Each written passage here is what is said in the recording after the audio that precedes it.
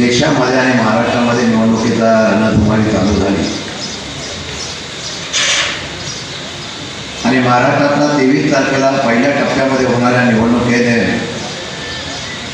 माढा मतदारसंघाच्या निवडणुकीच्या संदर्भामध्ये आज बैठक या ठिकाणी आदरणीय आपल्या सर्वांचे नेते प्रभाकरजी देशमुख साहेब यांच्या नेतृत्वाखाली या ठिकाणी संपन्न होते।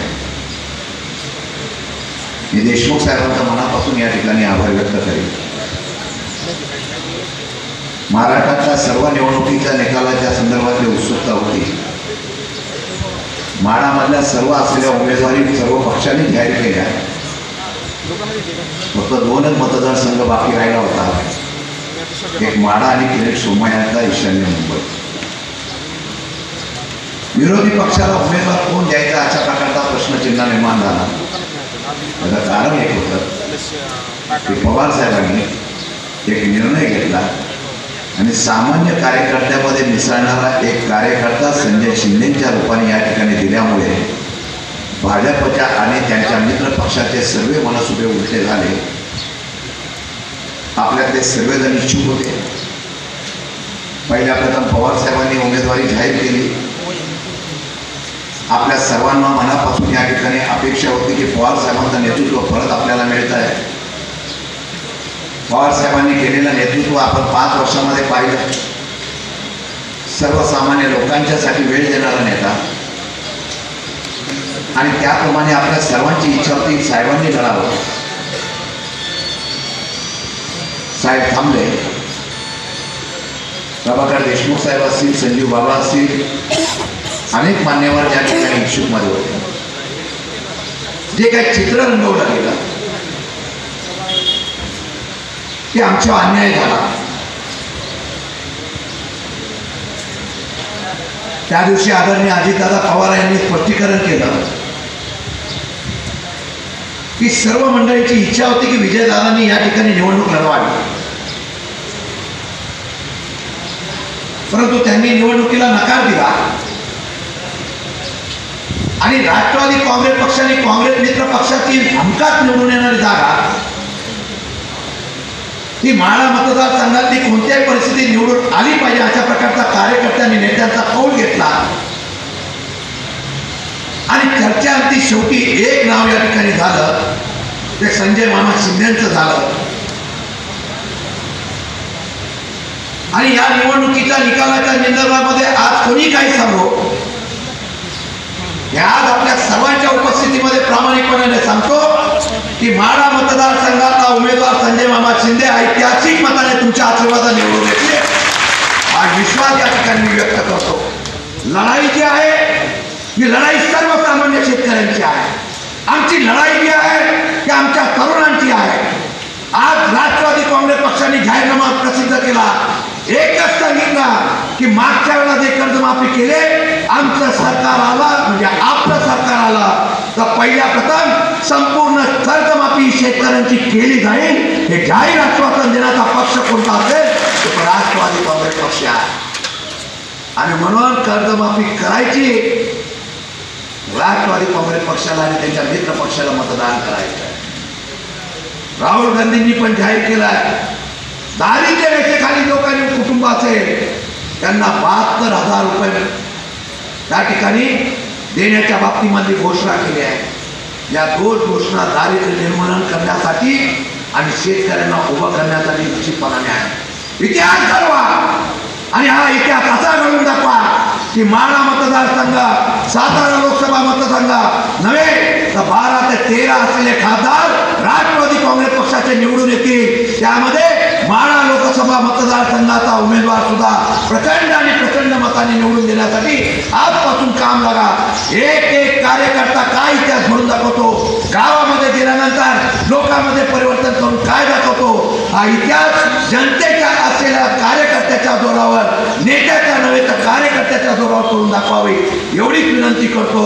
आणि मला विश्वास आहे माझा हा पवार साहेब प्रेम करणारा कार्यकर्ता इतिहास घडवेल। जय हिंद, जय महाराष्ट्र।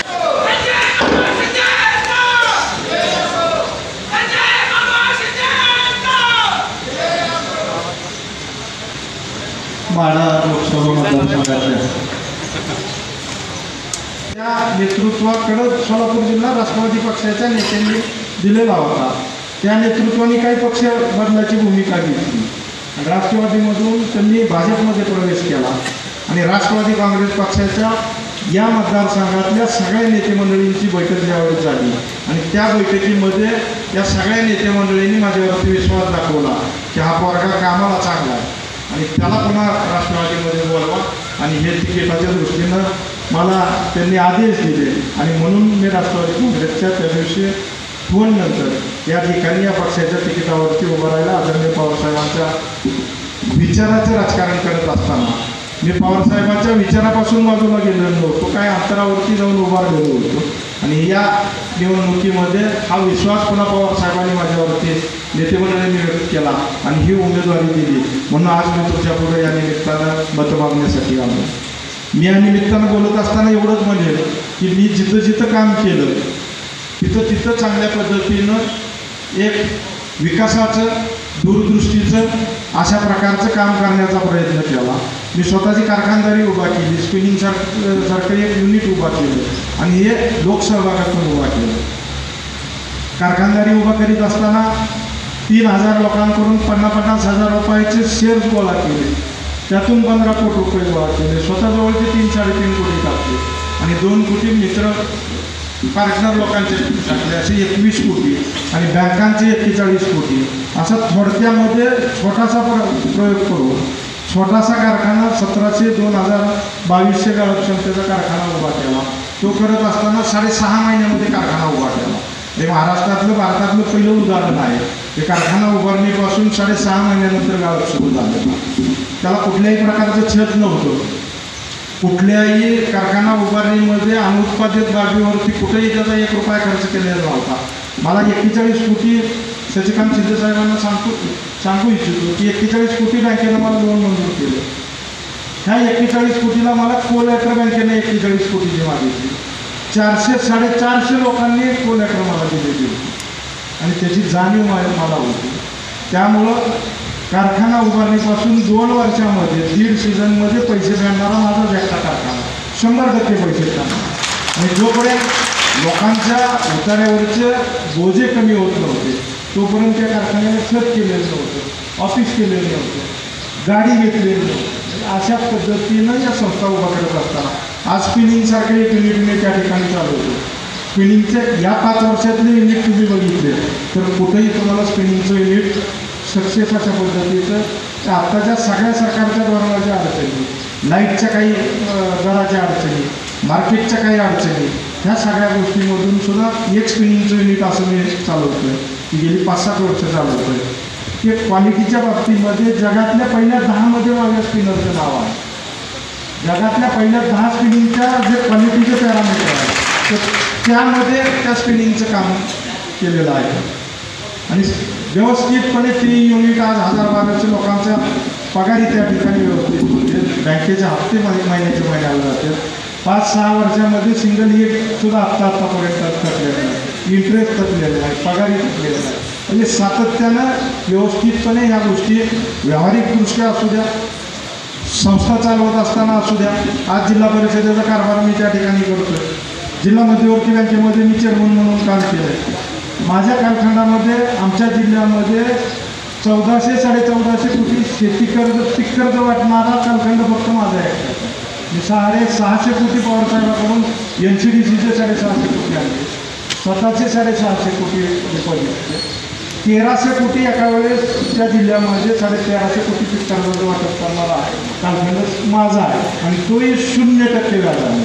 3 लाखापर्यंतचं कर्ज 0% व्याज आहे. एक ज्या संस्थेत काम करायचं ते चांगलं करायचं, लोकहिताचं करायचं. जिल्हा परिषदेला काम करतोय. जिल्हा परिषदेची परिस्थिती आमच्या सोलापूर जिल्ह्याची बघितली तर मी अध्यक्ष होत असताना 26-27 नंबरला राज्यामध्ये जिल्हा परिषद होती. आजची स्थिती बघितली तर पहिल्या 5मध्ये पहिल्या 3मध्ये राज्यामध्ये त्या जिल्हा परिषदेचं काम पाहायला मिळालं. देश पातळीवरचे काही पुरस्कार त्या ठिकाणी जिल्हा परिषदेला मिळाले पाहायला मिळतील. मी आपल्याला एवढंच सांगेन की या मतदारसंघामध्ये आपण मला लोकसभेचं प्रतिनिधी म्हणून काम करायची संधी दिली तर आत्तापर्यंत ज्या दृष्टीनं, ज्या विकासाच्या दृष्टीनं आणि विश्वासाचं, विकासाचं आणि प्रामाणिकपणाचं राजकारण याही ठिकाणी करण्याचा प्रयत्न करेल एवढंही मी आपल्याला या ठिकाणी नम्रपणे सांगतो. या निमित्तानं मी जास्त बोलणार नाही, परंतु या परिसराच्या अनेक अडचणी प्रभाकर देशमुख साहेबांनी, गारगे साहेबांनी सांगितलेले आहेत. विशेषतः पाण्याच्या संदर्भातले प्रश्न आहेत. मान खटाव तालुके दुष्काळी आहेत, त्या अनुषंगानं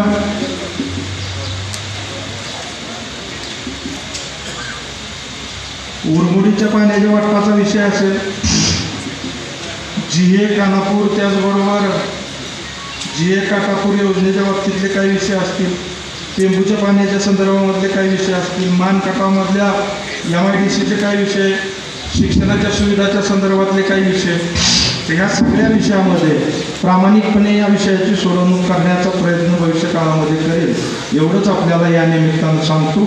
आपण सर्वजण या ठिकाणी उपस्थित राहिला, आमचं स्वागत केलं, त्याबद्दल सगळ्यांचे पुन्हा एकदा मनपूर्वक आभार मानतो. माझं चिन्ह आहे घड्याळ. येत्या 23 तारखेला आपण बहुमत अशा प्रकारचं आपलं मत देऊन मला या विभागाचा खासदार म्हणून काम करण्याची संधी द्यावी हीच विनंती.